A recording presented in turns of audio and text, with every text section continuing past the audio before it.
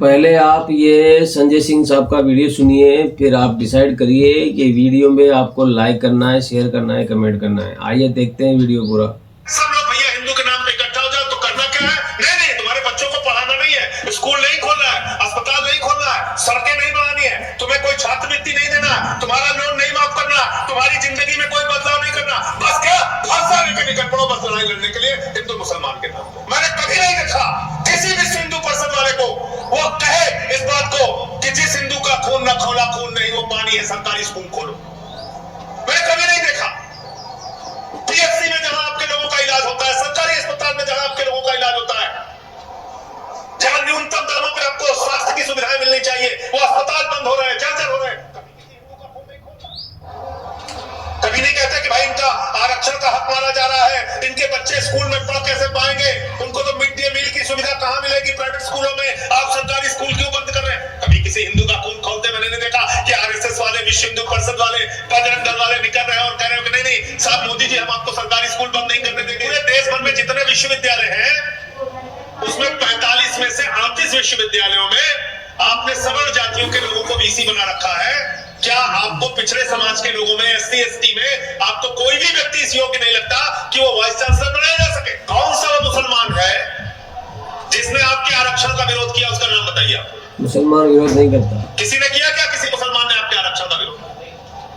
कौन सा वो मुसलमान है जिसने कहा कि अनुसूचित जाति जनजाति के लोग हमारे बगल में बैठ के खाना नहीं खा सकते? सब मिलजुल के कौन खाते सा हैं। मुसलमान है जिसने कहा कि गले में हाड़ी बांध के आपको घूमना पड़ेगा? नहीं बोले। मैं तो उत्तर प्रदेश का रहने वाला हूं। अभी वहां पे काकोरी में, लखनऊ के अंदर पारसी समाज के एक बुजुर्ग को मंदिर की सीढ़ियों पे पेशाब चटवाई जाती है। बताइए। यही बगल में बुलंदशहर है, सीआरपीएफ का एक जवान जो एससी समाज से आता था उसको घोड़ी पे नहीं चढ़ने दिया गया। घोड़ी पे नहीं चढ़ने दी गया। मध्य प्रदेश के अंदर एससी समाज के एक व्यक्ति को उस शमशान में अंतिम संस्कार नहीं करने दिया गया जो दूसरे समाज के लिए आवंटित था। एससी समाज के व्यक्ति को सड़क पर बिहार के अंदर अंतिम संस्कार करना पड़ता है। अभी कुछ महीनों पहले की घटना है। क्या हम लोग इंसान हैं? आप तो कहते हैं हिंदू हिंदू हिंदू हिंदू के नाम पे सब लोग इकट्ठा हो जाओ। अरे भाई सब इंसान हैं। मुसलमानों से लड़ो, हमारा साथ दो। हिंदू, मुस्लिम, सिख, ईसाई होने वाला नहीं है। तो पहला काम आपको तो ये करना है कि इनकी नफरत की राजनीति को लात मार के पहला काम करना है, मेरा हक मुझको दो, हमारा हक मुझको दो, तब आगे तुमसे कोई बात करेंगे। अगर हम हिंदू मुसलमान नहीं होते, हम लोग जाति जनगणना की तो बात कर रहे हैं, पूरे देश में इस मुद्दे को उठा रहे हैं। मैंने पार्लियामेंट में देश की लड़ाई कैसे लड़ते हैं हम लोग?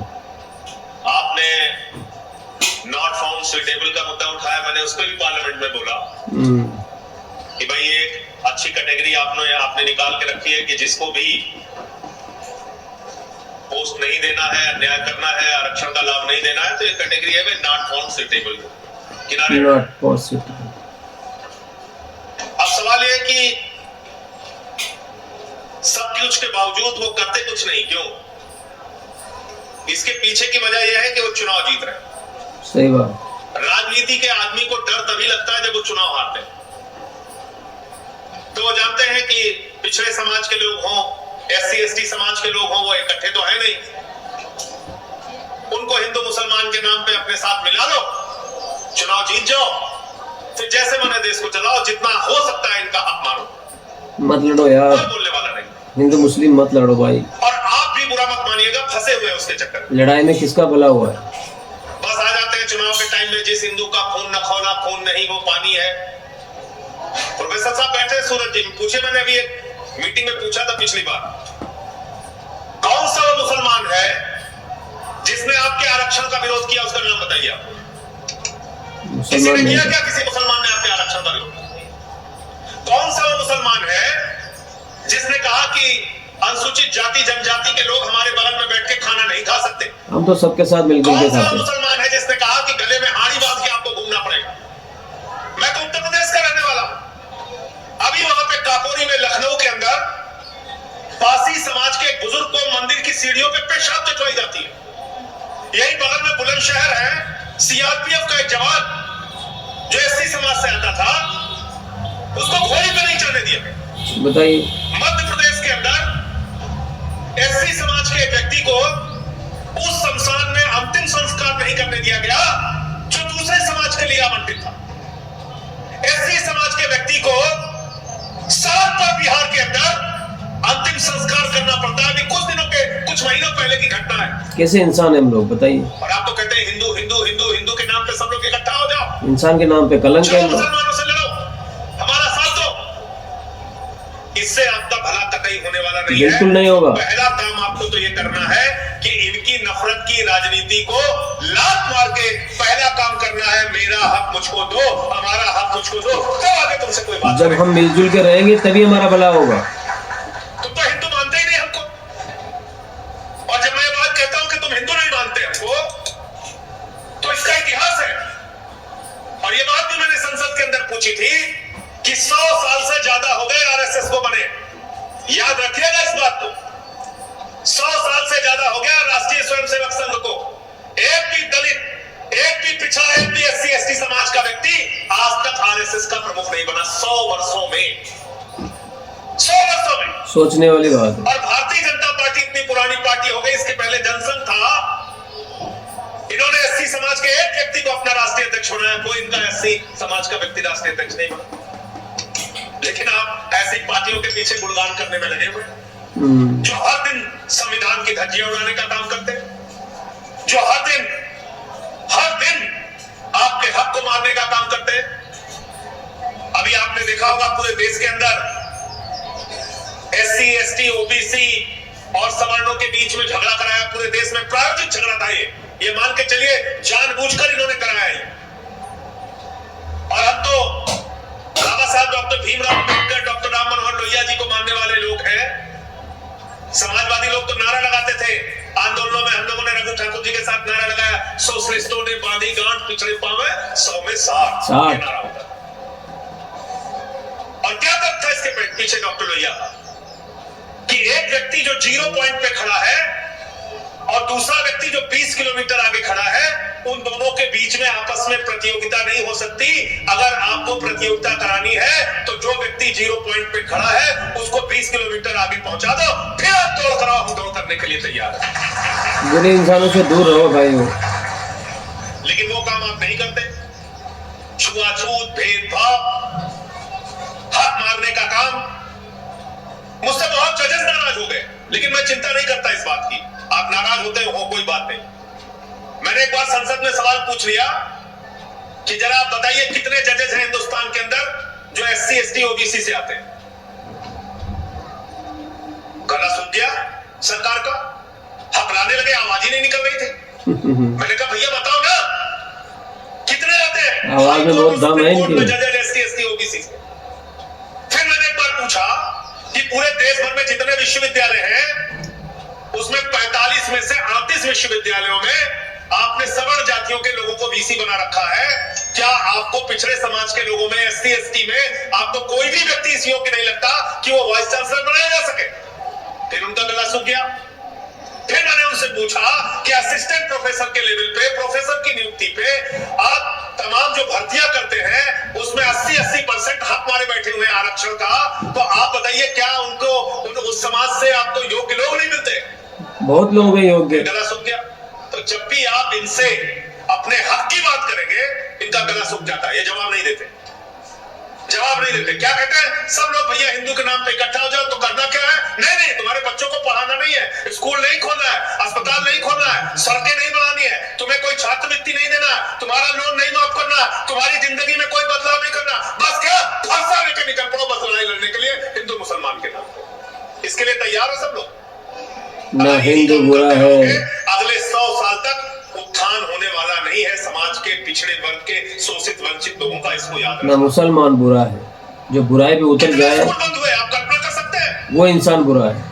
प्रोफेसर रतनलाल जी बैठे हुए यहाँ पे, आप जाने दें तो आपको रुलाई आएगी। जब से प्रधानमंत्री नरेंद्र मोदी जी की सरकार बनी है, पूरे हिंदुस्तान के अंदर 1 लाख सरकारी स्कूल बंद हुए। 1 लाख। कौन पढ़ता है उस सरकारी स्कूलों में? बच्चे गरीब। किसके बच्चे पढ़ते हैं उस सरकारी स्कूलों में? 1 लाख सरकारी स्कूल देश भर में बना। बच्चे कहाँ पढ़ेंगे प्राइवेट स्कूलों में? किसी भी हिंदू परिषद वाले को वो कहे इस बात को कि जिस हिंदू का खून न खौला खून नहीं, वो पानी है, सरकारी स्कूल खोलो। पीएचसी में जहां आपके लोगों का इलाज होता है, सरकारी अस्पताल में जहां आपके लोगों का इलाज होता है, जहां सही बात। न्यूनतम दामों पे आपको स्वास्थ्य की सुविधाएं मिलनी चाहिए, वो अस्पताल बंद हो रहे हैं, जर्जर हो रहे हैं। कभी किसी हिंदू का खून नहीं खोलता, नहीं खोलता। कभी नहीं कहते कि भाई इनका आरक्षण का हक माना जा रहा है, इनके बच्चे स्कूल में पढ़ कैसे पाएंगे, उनको तो मिड डे मील की सुविधा कहां मिलेगी प्राइवेट स्कूलों में, आप सरकारी स्कूल क्यों बंद कर रहे हैं। कभी किसी हिंदू का खून खोलते मैंने नहीं देखा कि आरएसएस वाले, विश्व हिंदू परिषद वाले, बजरंग दल वाले निकल रहे हैं और कह रहे हैं कि नहीं नहीं साहब मोदी जी, हम आपको सरकारी स्कूल बंद नहीं करने देंगे, योगी जी हम सरकारी स्कूल बंद नहीं करने देंगे। ये है दम वाली बात। देखा आपने? नहीं, किस बात पर लड़ाएंगे आपको? हिंदू अरे भैया, ये मुसलमान। होटल किसके नाम से है, ये बाबा रेडीमेड की दुकान किसके नाम पे है, ये कैसे आपने इसमें हिंदू नाम लिख लिया। राजकुमार वाली बात आ गई। इसके ऊपर लड़ाई लड़ेंगे, इसके ऊपर झगड़े कराएंगे। एक आदमी दीपक कुमार, उसका गुनाह क्या, उसने एक मुसलमान बुजुर्ग की जान बचाई, ये बेचारा उसका, ये उस बेचारे का गुनाह हो गया। बताइए। मोहम्मद दीपक कुमार का, उसने जान बचाई एक बुजुर्ग की। क्या बुजुर्ग की जान बचाना अपराध है? उसने कोई गुनाह कर दिया, उसकी जान के पीछे पड़े हुए, मुकदमे पे मुकदमा, एफआईआर पे एफआईआर, उसके अच्छा काम कर जिम लिया। के ऊपर हमला। कहां लेके जा रहे हैं समाज को? जिम तोड़ दिया उसका। हमारे अंदर की वैज्ञानिक सोच मार दे रहे हैं प्रधानमंत्री जी। कभी खड़े होके कुछ, कभी खड़े होके कुछ, ऊट पटांग सब बोलते रहते हैं। कहते हैं नाली के गैस से चाय बना लो। ऐसा व्यक्ति हमारे देश का प्रधानमंत्री है। एक कार्यक्रम में गए, बिहार के अंदर सभा कर रहे थे, कह रहे थे सिकंदर जब बिहार में आया था तो बिहारियों ने मार के भगाया था, तो बिहारी लोग कहे भैया सिकंदर कभी बिहार में नहीं आया। ऐसे मत करो हमारे साथ, ऐसे मत करो। फिर गए हमारे यहाँ खलीलाबाद में संत कबीर नगर में कहने लगे बाबा गोरखनाथ जी, बाबा संत कबीर जी, बाबा गुरु नानक देव जी एक साथ बैठ के मीटिंग करते थे। सबने कहा भाई इनके जीवन काल में ही बड़ा लंबा अंतर है, एक साथ मीटिंग कैसे करते थे। तो कुछ भी प्रधानमंत्री बोलते हैं, कुछ भी बोलते हैं, कहते ताली बजाओ कोरोना ठीक हो जाएगा, थाली बजाओ कोरोना ठीक हो जाएगा, दिया जलाओ कोरोना ठीक हो जाएगा, अपने घर की बिजली बंद कर दो कोरोना ठीक हो जाएगा। मैंने तो संसद में कहा था हम लोग घर ही नहीं जाएंगे, यही संसद में रहेंगे और सब लोग लाइट बंद करके बैठते हैं, कोरोना ठीक करके दिखाओ। तो आपकी वैज्ञानिक सोच को मारा जा रहा है, सोचने समझने की शक्ति को मारा जा रहा है। हमारे बीच में नरेश उत्तम जी आ गए हैं, इनका भी बहुत स्वागत है, जो समाजवादी पार्टी के पूर्व प्रदेश अध्यक्ष और सांसद है। तो हमारे सोचने समझने की शक्ति को प्रधानमंत्री और भारतीय जनता पार्टी और इनका जो मातृ संगठन है आरएसएस, वो खत्म कर रहा है।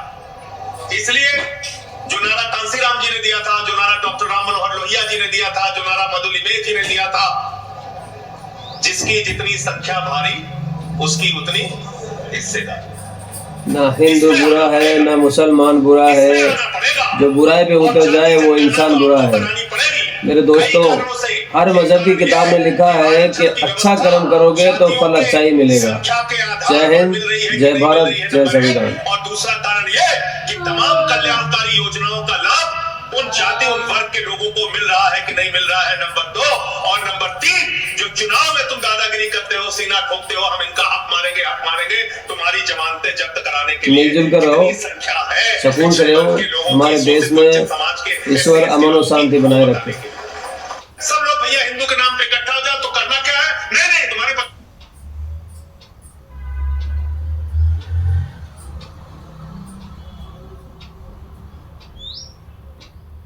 वीडियो अच्छा लगा हो कमेंट करें, लाइक करें, शेयर करें।